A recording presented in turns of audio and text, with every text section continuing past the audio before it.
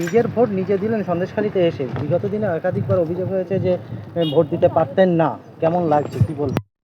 অবশ্যই আমরা তো 2024 থেকে নিজের ভোট নিজে দিচ্ছি। আমি 2024-এর ভোটটাকেও আমি নিজে দিয়েছি, আর 26-এর ভোটটাও নিজে দিয়েছি। দিয়ে আমার এটা মনে হলো এই দুটো বছর, গত 24 সাল আর এই আমার বর্তমানে 26 সাল, এই দুটো বছর আমি নিজের গণতান্ত্রিক অধিকার আমি কোনো দলের উপরে ভরসা করে দিতে পেরে আমি নিজের দামি মনে করলাম যে নিজের স্বাধীনতা ফিরে পেয়েছি।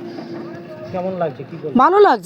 ভালো লাগছে এবং সন্দেশখালীর মানুষ আজকের এই আন্দোলনের পরে 2024-এর আন্দোলনের পরে যে সুষ্ঠু সবল জীবনটা যাপন করছেন, এই জীবন যাপন করার জন্য আমি আশাবাদী যে ওনারা বিজেপিকেই ভোট দেবেন। এই লড়াইটার জন্যই কি লড়েছিলেন?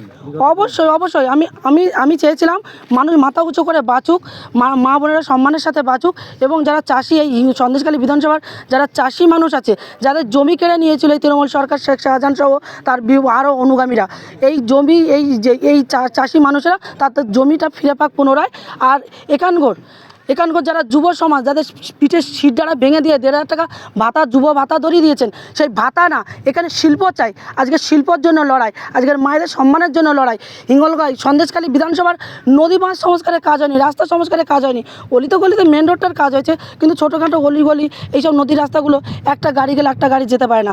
শুধুমাত্র এই নদী প্রান্তিক এলাকাগুলোকে আমাদের বিশেষ করে নজর দিতে হবে, যাতে এখানে আয়লা হলে, আমপান হলে, বুলবুল হলে যে মানুষ এখানে নদীর বাঁধ ভেঙে জল ঢুকে মানুষ ক্ষতিগ্রস্ত হয়, সেটা যাতে না হয় সেই দিকে আমাদের লক্ষ্য রাখতে হবে। আগামী দিন আমাদের নতুন নয়া প্রজন্মকে এগিয়ে নিয়ে যাওয়ার জন্য আমাদের এই লড়াই। কোনো অপ্রীতিকর ঘটনা কানে এসছে এখনো পর্যন্ত? আমার হিঙ্গলগঞ্জ বিধানসভা থেকে এসেছে, এবং সন্দেশখালী বিধানসভায় থেকে আসলেও আমি যতটা না লড়াই করবো তার থেকে বেশি লড়াই করবেন এখানে বিজেপি মনোনীত প্রার্থী সনৎ সর্দার মহাশয়, এবং ওনার সাথে যেখান থেকে আমার কাছে যতটুকু ইনফরমেশন আসছে আমি সঙ্গে সঙ্গে ওনাকে দিয়ে দিচ্ছি। হিঙ্গলগঞ্জে কী খবর আছে? হিঙ্গলগঞ্জে অলরেডি শহীদুল্লাহ গাজী ওখানে ঢুকেছেন, শহীদুল্লাহ গাজী ঢুকে বুথে ক্যাপচার করার চেষ্টা করছেন, এবং ওখানে একটা বড় ধরনের একটা অশান্তি বাঁধানোর চেষ্টা করছেন। ভোটাররা যারা ভয় পেয়ে পালিয়ে যান, ভোট না দেন, ওনারা যদি ছাপ্পা করতে পারেন, রেখাপাত্র যতক্ষণ আছে ততক্ষণ সম্ভব না ছাপ্পা করা, রেখাপাত্র দেখে নেবে। তো বেশি গালি দিলে লোক জানতে পারবে যে বিজেপিতে ভোট পড়েছে, ওই জন্য অল্প করে দিয়েছে। হ্যাঁ দি বলো। হ্যালো।